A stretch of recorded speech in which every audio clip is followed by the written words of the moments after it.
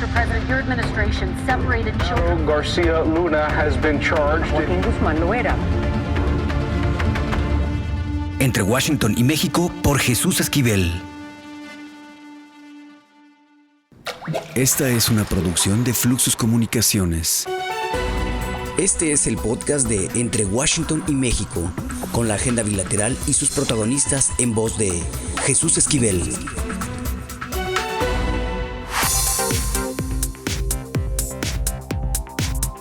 ¿Qué óboles? Bienvenidos nuevamente a Entre Washington y México, el podcast. La violencia política en nuestro país en los últimos años ha sido un denominador común, y más en época electoral. Para hablar de esta situación y de esta problemática le agradezco mucho a Armando Vargas, que es investigador de Intergralia y autor del primer reporte de violencia política, mapa de riesgos de intervención del crimen en las elecciones locales, que esté con nosotros y sobre todo para que nos explique y nos dé algunas razones de lo que está ocurriendo en el país. Armando, muchas gracias. Hola, muchas gracias, Jesús. Un placer estar aquí contigo. Un saludo para toda la audiencia. Primero te preguntaría, y creo que la gente en general en nuestro país y en Estados Unidos que miran a México tienen esta interrogante. ¿A qué se debe tanto la violencia política? Sí, Jesús. Primero creo que es bien importante decir que la violencia política forma parte de un proceso mucho más amplio, que es la intervención del crimen en las elecciones, que a su vez forma parte todavía de un proceso mucho más amplio, preocupante y complejo, que es la construcción de regímenes criminales a nivel territorial. Actualmente, en varias regiones de nuestro país, en muchos territorios, las principales autoridades son los grupos criminales. Entonces, estos grupos criminales buscan fortalecer, construir, ampliar su autoridad, y para ello se ven en la necesidad de controlar a gobiernos locales. Entonces, una buena manera de explicar este incremento de la violencia política es como resultado del fortalecimiento de los grupos criminales, de su expansión, de su injerencia en varias actividades del orden político, económico y social. Digamos que la violencia política, como uno de los mecanismos de intervención del crimen en las elecciones, es resultado del empoderamiento de los grupos criminales. Y pues esto ha ocurrido, digamos, de forma paralela con el deterioro de las instituciones políticas y de la efectividad de la democracia y del Estado de Derecho. Ahora bien, me llama mucho la atención que en este primer reporte que agradecemos, que lo elaboró Integralia, a la cual perteneces, sobre pues esta violencia electoral, destacan un dato que a mí pues me suena bastante demoledor, que las víctimas de la violencia política o político-electoral aumentaron en un 235.7% de 2018 a 2023. Es increíble y bárbara la estadística que ustedes manejan. Y nosotros en este reporte, para señalar, digamos, la evolución y la magnitud de este problema, utilizamos estos datos que reporta Data Cívica a través de su proyecto Votar entre Balas, en donde ellos contabilizan las amenazas, las agresiones y los asesinatos, no solo con o hacia, digamos, alcaldes, regidores y en general funcionarios públicos, sino también, por ejemplo, en contra de mandos policiales. Y sin lugar a dudas, este dato refleja la realidad que ya te comentaba, y que es que los grupos criminales se han venido fortaleciendo. De ese tamaño es el intento de los grupos criminales por cooptar a nuestra democracia. Y aprovecho el dato para señalar, estimado Jesús, que la captura de los gobiernos municipales, sobre todo de los municipales, pues no ocurre necesariamente en los procesos electorales, sino que es algo que se puede dar en cualquier momento. Sin embargo, las elecciones ofrecen la oportunidad de construir estas autoridades criminales desde un principio de las nuevas administraciones, pero sin lugar a dudas, este dato, que vaya que es demoledor, refleja la incidencia de los grupos criminales en nuestra vida política, económica y social. Aquí en Entre Washington y México, cuando hablamos del problema del crimen organizado, siempre hemos matizado, y en los trabajos que he elaborado personalmente, en los libros, que para el crimen organizado, sobre todo para los cárteles del narcotráfico, el objetivo no es el gobierno federal como tal, como su primicia, sino los municipios, porque controlando los pequeños territorios, si lo suman, ellos se apoderan de vastas regiones del país para el movimiento de trasiego de drogas, controlando no solo a las policías locales, sino de ahí avanzar a las policías estatales y federales, pero sobre todo ahora atormentando o espantando a base del crimen a la población. Me imagino que esto forma parte del contexto que llevó a ustedes a determinar este informe. Sin lugar a dudas, esta diferencia es bien importante. El tipo de elección importa, ya sea federal, estatal o municipal, y sin lugar a dudas, los grupos criminales centran su atención en los gobiernos municipales por una razón bastante sencilla. Digamos que son los actores que les dan mayores beneficios a los grupos criminales, son aquellos que tienen la capacidad de darles impunidad a nivel territorial. Digamos que la captura de los gobiernos municipales se traduce en tres cosas para los grupos criminales. Primero, una amplia impunidad para operar y realizar cualquier clase de actividades. Segundo, información clave para neutralizar a sus, digamos, rivales, como inteligencia a nivel territorial y en general todo tipo de recursos. Y tercero, ¿qué es el dominio de territorios? Exactamente, tal cual como lo dices, Jesús. Y finalmente, pues diversificar sus actividades. Ese tipo de recursos no lo obtienen de los gobernadores, no lo obtienen de los diputados federales, no lo obtienen ni siquiera del presidente de la República, lo obtienen directamente de los gobiernos municipales.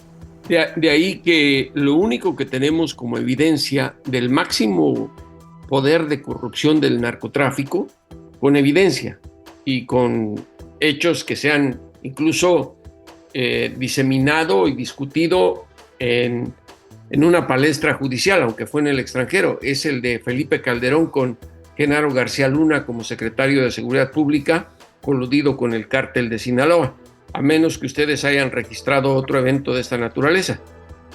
No, esta sin lugar a dudas es la evidencia más contundente que tenemos a día de hoy. El resto es, digamos, más información periodística, más acusaciones, más especulaciones, en fin. Pero sin lugar a dudas, el mayor evidencia en términos judiciales, como bien señalas, Jesús, es el caso de Genaro García Luna con el cártel de Sinaloa. Y esto se vuelve mucho más complicado de observar o digamos de confirmar en estos términos judiciales en el ámbito municipal, aunque también pues hay algunas, digamos, elementos que nos hacen pensar que es bien plausible lo que en la literatura se llama la gobernanza criminal, ¿no? Esta relación entre autoridades y grupos criminales, pues, por ejemplo, omisiones frente a la acción de algún cártel, detenciones muy focalizadas en contra de cierto cárcel, la proliferación de mercados muy específicos en los que un cártel tiene hegemonía. Digamos que estas son algunas de las cosas que nos hacen pensar en esta gobernanza, y también hay algunos también documentos o evidencias documentales como estas conversaciones que al año pasado salieron a la luz entre una alcaldesa de Guerrero y un líder criminal local. Ahora bien, es que en muchas ocasiones, y me parece que hay que repetírselo a la gente, se ha desvirtuado por tanta información que hay infundada y por tanta desviación cultural con los narcocorridos, al tema de que los narcotraficantes se les considera como criminales no tan astutos. Yo soy de la opinión contraria. Los verdaderos cárteles, los que tienen poder territorial en México, saben que exhibiéndose no duran mucho al mando de sus organizaciones criminales y prefieren manejarse en lo oscurito y no hacerse tan transparente. Y una de esas estrategias de sombras es controlar municipios, como ustedes bien lo señalan en este informe. Y por ello destaco algo que está en sus conclusiones, que en lo que va de 2024, Integralia contabiliza 32 víctimas, de las cuales 7 son aspirantes asesinados, sumando 8 desde el comienzo del proceso electoral. ¿Nos explicas un poquito esto? Sí, nosotros en Integralia hacemos un conteo, una revisión diaria de los incidentes de violencia política para tratar de determinar precisamente la magnitud de este problema que tiene que ver, insisto, con la degradación de nuestra democracia, no solamente en los procesos electorales, sino a lo largo de las gestiones. El dato que nosotros reportamos en este documento da cuenta de los primeros meses del año. Ahora, creo que es importante decir que nosotros entendemos por violencia política todas aquellas amenazas, agresiones, asesinatos y en general cualquier clase de agresión en contra de excandidatos, candidatos, funcionarios, exfuncionarios y en general cualquier actor que pueda tener incidencia en el proceso electoral y después toma de decisiones dentro de los gobiernos. Por eso también consideramos, por ejemplo, a policías municipales o a, digamos, mandos policiales. Bajo esa característica, nosotros hacemos el conteo y si bien ponemos ahí este dato, creo que vale la pena decir que desde el mes de septiembre a la fecha, nosotros hemos contabilizado 100 eventos de violencia política asociados a 129 víctimas. La ¿Podrías mayoría destacarnos 3 de esos para que quede más claro? Sí, por ejemplo, dentro de toda esta magnitud de víctimas, tenemos víctimas directas, es decir, exfuncionarios, funcionarios o aspirantes, y dentro de esta gama tenemos también asesinatos. Entonces, 3 casos muy importantes para este proceso electoral y que sobre todo, y con relación a lo que estábamos comentando Jesús, se han concentrado en asesinatos aspirantes a cargos de elección popular en los municipios y particularmente a presidencias municipales. Por ejemplo, vimos el asesinato de Jaime Vera Alanís, quien aspiraba a la presidencia municipal de Mascota en Jalisco por el Partido Verde. También registramos el asesinato de Marcelino Ruiz, que aspiraba a la presidencia municipal de Atlixcat en Guerrero para el PRD. Y también vimos el asesinato de David Rey González, quien aspiraba a la presidencia municipal de Suchiate por el PRI en Chiapas. Entonces, este tipo de incidentes serán recurrentes, lamentablemente, en este proceso electoral y, según nuestras estimaciones, vendrán en incremento, sobre todo las víctimas a nivel municipal. Ahora, el país es muy vasto en las demarcaciones municipales, pero ¿qué estados del país, de la República, destacarías tú como los más peligrosos o los más dados a este tipo de violencia política? Sí, fíjate que en el reporte, el primer reporte público de violencia política de Integralia, nosotros ofrecemos justamente una aproximación al nivel de riesgo de intervención del crimen en las elecciones locales. El crimen interviene a través de varias formas, no solamente a través de la violencia política, también lo hace imponiendo a candidatos, financiando campañas, movilizando o desmovilizando el voto y también interviniendo en las casillas. Nosotros pensamos que en todo el país, y esto también es muy grave, pero pensamos que en todo el país hay cierta probabilidad de que esto ocurra, pero sin lugar a dudas hay entidades que son más propensas que otras. Con base en 5 factores de riesgo que son la presencia de mercados ilícitos, además del narcotráfico, la presencia de grupos criminales en conflicto armado, un Estado de Derecho débil, es decir, que los gobiernos tengan mucha dificultad para aplicar las leyes, la celebración de presidencias o de elecciones a presidencias municipales, porque como comentábamos, el tipo de elección importa, y finalmente la presencia de municipios estratégicos para el crimen y que sean electoralmente competitivos, nosotros consideramos en Integralia que hay 6 entidades con un riesgo muy alto de intervención del crimen en este proceso electoral, que son Guerrero, Jalisco, Michoacán, Colima, Chiapas y Morelos. Y de estos, ¿cuál es el que consideran como el semáforo en rojo? Sí, si bien estos digamos que ya están en el nivel más alto, sin lugar a dudas, haciendo un análisis contextual de cada uno de estos factores, nos parece que el mayor riesgo está en Guerrero.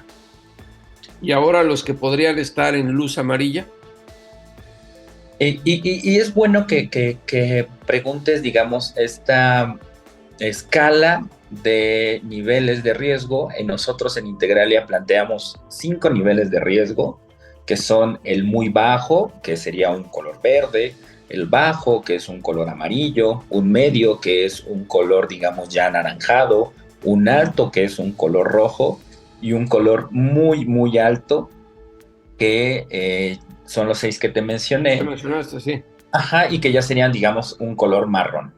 Aquellos que están en un nivel alto son Baja California, Chihuahua, Guanajuato, México, Sonora, Tabasco, Tamaulipas, Veracruz y Zacatecas. Es decir, cerca del 50% de las entidades registran un nivel alto o muy alto. Después tenemos entidades en un nivel medio, que son la Ciudad de México, Puebla y Quintana Roo. Después algunas en nivel bajo, que son Campeche, Nuevo León, Oaxaca, San Luis, Sinaloa y Tlaxcala, y finalmente entidades con un nivel muy bajo, que son Aguascalientes, Baja California Sur, Coahuila, Hidalgo, Nayarit, Querétaro, Yucatán y Durango. Ahora, hemos hablado de la violencia política relacionada al crimen organizado y al narcotráfico, pero supongo que entre todo este mundo de esa aberración ha habido violencia política generada por antítesis políticas entre candidatos o partidos, o estoy en lo incorrecto. Totalmente en lo acertado, estimado Jesús. Nosotros, si bien hemos encontrado que cerca del 90% de los incidentes de violencia política se relacionan presuntamente con el crimen organizado, y esto lo determinamos por las circunstancias que rodean las agresiones, por ejemplo, ataques armados, digamos que modus operandi comunes del crimen organizado. También hemos encontrado eventos de violencia política en donde los presuntos victimarios son exactamente rivales políticos, entre disputas internas de partidos políticos, señalamientos hacia funcionarios. En general, la violencia política, como bien señalas, no se relaciona necesariamente con la intervención del crimen organizado, aunque esta sí es la constante. Pero sin lugar a dudas, las agresiones también vienen de otros políticos o funcionarios públicos. ¿Y han identificado entre qué corrientes ideológicas o partidos? Y usualmente se ven involucrados actores que tienen que ver con el oficialismo, esto es Morena, pero también con partidos en los que hay un peso, digamos, territorial importante, como pueden ser el PRI, el PRD. Ahora, nos quedan unos 3 minutos, Armando. Se vienen las elecciones presidenciales en junio, elecciones muy importantes en los estados y municipios. Después de este análisis, estudio que hicieron, ¿cuál sería la expectativa que tienen antes de que concluyan en términos de violencia o pacificación? Para nosotros es muy probable que este proceso electoral se convierta en el más violento de la historia por 3 motivos. Se van a disputar el mayor número de cargos de elección popular, sobre todo el mayor número de presidencias municipales. En segundo lugar, los mercados negros en los últimos años se han diversificado de forma impresionante, e incluso algunos de ellos ya son mucho más rentables que el narcotráfico y el tráfico de drogas. Por ejemplo, el tráfico de migrantes ya está siendo más rentable en la frontera norte, por ejemplo, y también hay un mayor número de grupos criminales que se están disputando de manera muy violenta estos mercados. Estas condiciones crean el caldo de cultivo para que el crimen organizado busque intervenir en las elecciones, pues para ganar y sacarle ventaja a los conflictos en los que se encuentran. Ahora, si bien es cierto que la violencia política no es la única forma en la que se mete el crimen, sí es la menos onerosa, es la más fácil, es la que tiene, digamos, mayor efecto para que ellos cumplan sus objetivos. Eso nos hace pensar que habrá, sin lugar a dudas, un repunte importante de los incidentes de violencia política, que además esto ocurre, digamos que de manera paralela con una reacción lenta e insuficiente por parte de las autoridades, no solamente las electorales. Entonces nos parece que la mayor violencia la veremos en este proceso electoral, pero principalmente, insisto, en los actores municipales. Nos parece que los gobernadores, los candidatos a gobernaturas y las candidatas a la presidencia todavía están bastante lejanas de ser los principales blancos del crimen organizado. Armando Vargas, investigador de Integralia, muchas gracias por estos datos que no son nada alentadores y por la paz y por el bien del país. Ojalá no sea tan violento este proceso electoral en México. Muchísimas gracias por esta conversación. Muchísimas gracias a ti, Jesús, por la invitación y un abrazo fuerte a toda tu audiencia.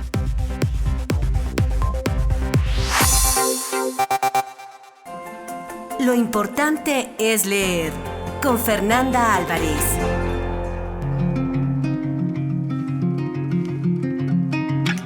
Y mira, mi querida Fer, que me he estado acordando de ti, de los tecitos y el vinito, por esto de los resfriados para leer, pero créeme que me azotó una gripe que no tuve ni siquiera las ganas de abrir un libro. Pero escuchando tus recomendaciones, siempre nos queda pues esa tentación de ver qué es lo que nos tienes en lo más importante es leer. Y bueno, podremos hacer la excepción, ya estoy un poquito mejor. Dejamos el té de lado y un tequilita, ¿qué te parece? Eso, con un tequila y un buen libro siempre se agradece, mi querido Jesús. Y bueno, ¿qué nos tienes para leer al lado del tequilita? Pues hay una novela que salió hace tiempo que a mí me gusta mucho porque tiene un candor especial. Es de Mónica Castellanos, que también ya les platiqué su otra novedad que tenía, que era Carbón Rojo, hace pues algunos meses yo creo ya. Y esta novela se titula Aquellas horas que nos robaron, el desafío de Gilberto Bosques, y a mí me gustó mucho porque era una figura histórica, un político o un diplomático mexicano, que fue Gilberto Bosques, del cual yo alguna vez había escuchado hace años, pero la verdad es que nunca había entrado en su vida.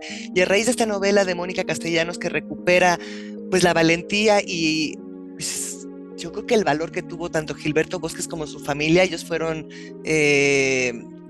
se llevaron a Gilberto y a su familia a Francia en la época de la Segunda Guerra Mundial como diplomático, lo transfieren después a Marsella y estando ahí, pues a lo que se dedica en el fondo es a salvar vidas, ¿no? Entonces consigue visados para que la gente que ha sido o que está siendo perseguida venga a México y como siempre, pues sabes que este país ha sido un país de refugiados, ¿no? Que siempre ha dado pie a esta amabilidad de dar la mano, ¿no? A aquellos que lo necesitan. Y por otro lado se cruza también la historia de Francesc y Mina, que son dos chicos jóvenes catalanes, y también el paso que ellos hacen para poder pues salir con vida, ¿no? Finalmente. Entonces es una historia muy bonita, muy bien contada, muy bien investigada, porque Mónica Castellanos tuvo la fortuna de estar cerca de la familia para poder investigar más, conocer más de cerca también las voces de estos grandes personajes, y uno siempre se maravilla, ¿no? Porque yo creo que en toda la oscuridad que a veces nos permea, ¿no? También hablando ya de este siglo XXI, pues siempre hay resquicios de luz que te permiten tener cierta esperanza en lo que viene. Y además tiene un título bastante atractivo, ¿eh? Por lo menos a mí ya me abriste el apetito de leerlo. Y lo tiene todo, yo creo, ¿no? O sea, porque es una historia real, entonces de verdad sí creo que a veces este tipo de historias de recordarnos que somos seres humanos, que tenemos capacidades de poner nuestro granito de arena, digo, no somos Gilberto Bosques, no tenemos la capacidad de salvar a nadie inmediatamente, ¿no? Con estas circunstancias tan adversas que mucha gente vive, pero bueno, podemos hacer cosas todavía, ¿no? Entonces, historias así, además de un mexicano, además de una familia mexicana que sufrió, que también pues fue agredida, ¿no? Por estar salvando gente, pues puede darnos una pequeña ventana para que podamos también nosotros sumarnos a hacer cosas distintas, ¿no? Por el otro. Y uno no es ninguno, así es que supongo que hay otra recomendación. Sí, es un libro, la verdad es que es muy bonito, se lee muy rápido, es un cuento, se titula El hombre que perdió su sombra, lo escribió Adalbert von Chamisso. Él fue una persona que nació en Francia, era de una familia acaudalada, pero vino la Revolución Francesa y sus padres tuvieron que emigrar, siendo él aún muy pequeño, a Berlín, donde se asienta y donde se dedica a la escritura, pero también a la ciencia y pues a la milicia, ¿no? Y en este pequeño cuento, que además está ilustrado por El D, que no sé si conozcan sus dibujos, que son bastante divertidos, son muy ligeros, lo que nos cuenta pues es justo esto, ¿no? Una fábula en la cual un personaje llega a buscar a un tal John, ¿no? Y a su lado ve a otro personaje, ¿no? Con una capa gris muy rara, que es como una especie de Aladino que saca de su mochila todo lo que le estén pidiendo, ¿no? Desde caballos hasta tapetes, en fin, un montón de cosas. Y como nadie se fija en él y este chico sí se fijó, pues decide venderle su sombra a cambio de una pequeña cartera de la cual puede sacar dinero interminablemente, ¿no? Entonces es una especie también de fábula de lo que estamos dispuestos a dar, ¿no? A vendernos por unas monedas, por ser rico, pero lo que implica en este caso para él el haber perdido la sombra. Y con estas ilustraciones pues nos va acompañando, además de referencias sobre la mitología griega, sobre también cuentos alemanes, ¿no? Que están todos anotados a pie de página. Pues es una lectura rica, entretenida y pues como buena fábula que te deja pensando, al margen de haber sido escrito en el siglo XIX, pues que en el siglo XXI esos valores o no valores siguen vigentes, ¿no? Pues se puede perder la sombra, pero no las ganas de leer con estas recomendaciones. Y mi queridísima Fernanda Álvarez, aquí en Entre Washington y México. Un abrazo y un beso, mi querida Fer. Igualmente, querido Jesús, que te mejores y pues por los tequilas y una buena lectura. Siempre será así. Gracias.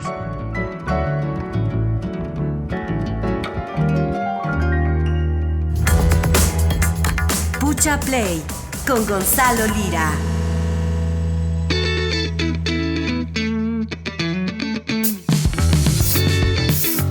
Muy a tiempo, puntual y siempre elegante. Ya llegó con Pucha Play Gonzalo Lira Galván.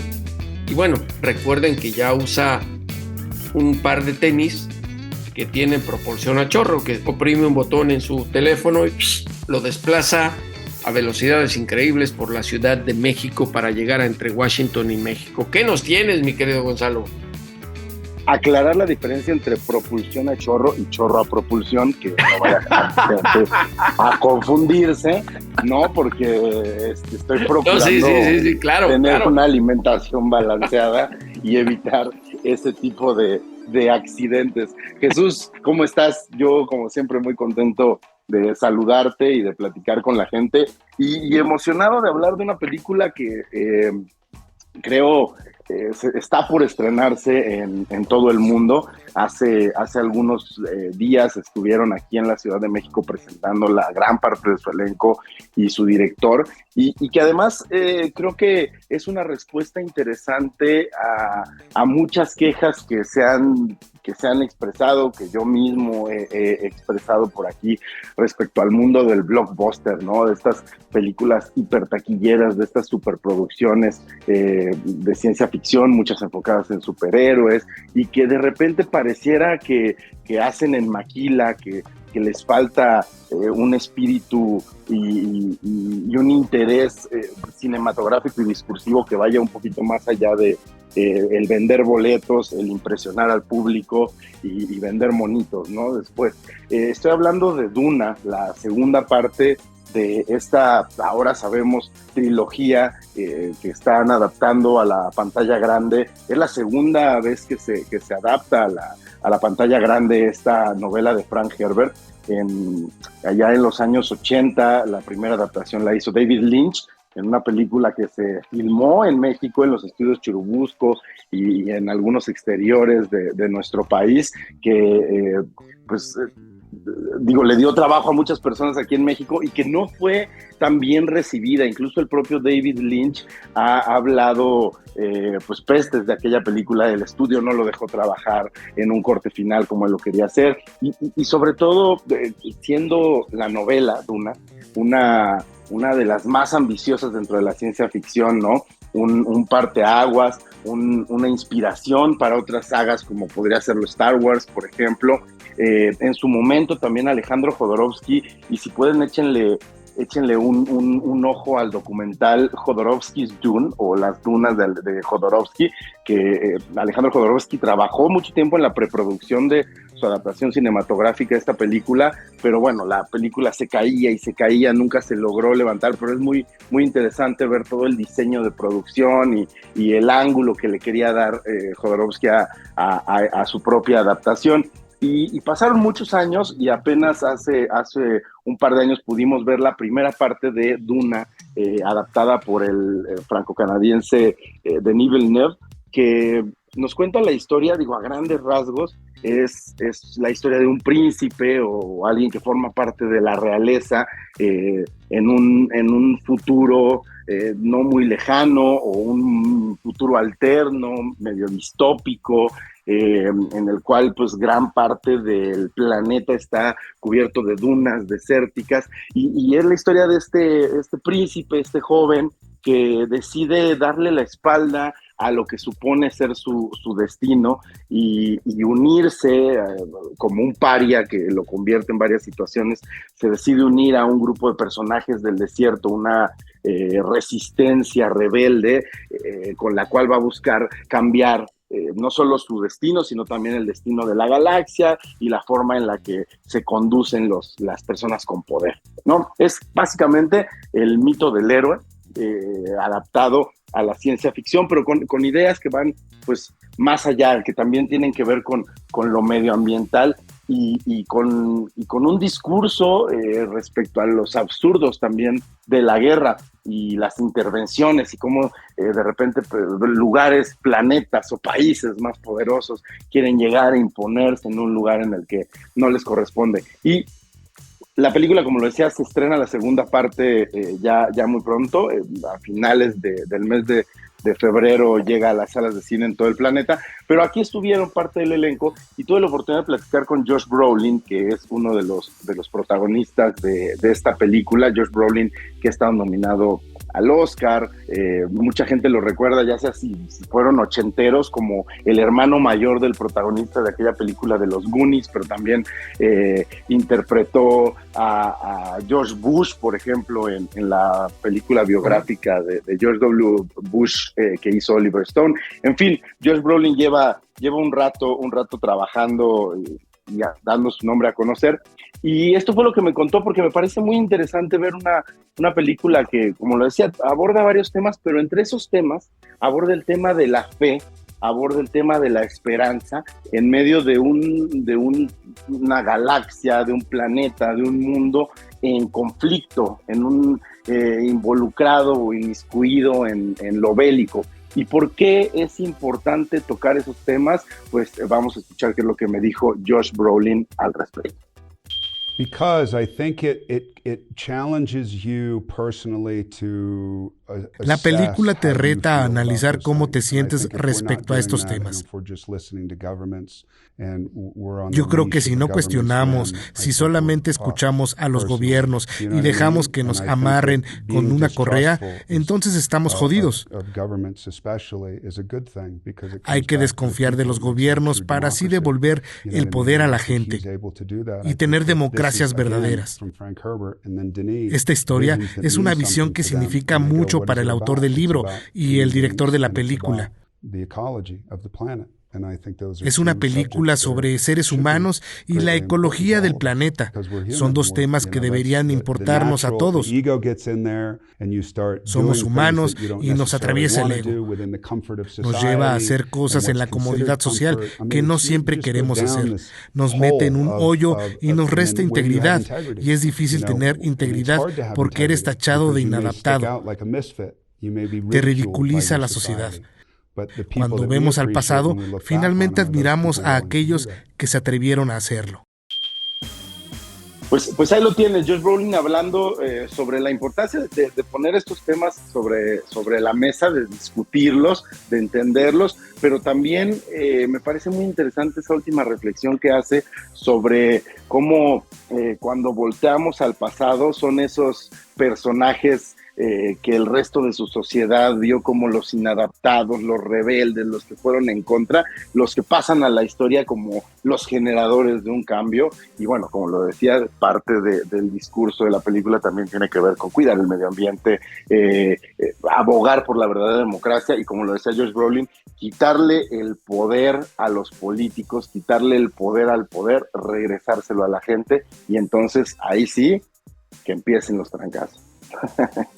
Pues sí, muy interesante, y sobre todo porque este tipo de películas, aunque sean de ciencia ficción, como tú lo mencionas, pues tocan temas que están latentes en la mente de la población internacional, y no necesariamente porque sean proyectos que generen dinero.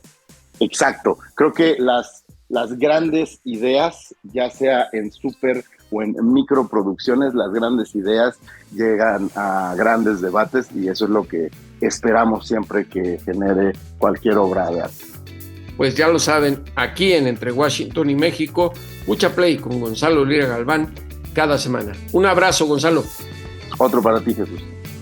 Y ahora sí, a los criminales y a los políticos, por favor, devuélvanos a ese México que nos arrebataron. Hasta la próxima, aquí en Entre Washington y México, el podcast.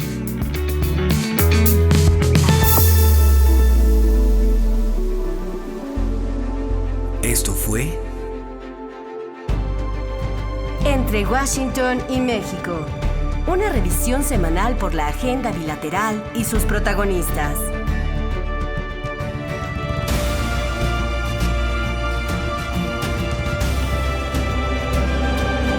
Entre Washington y México.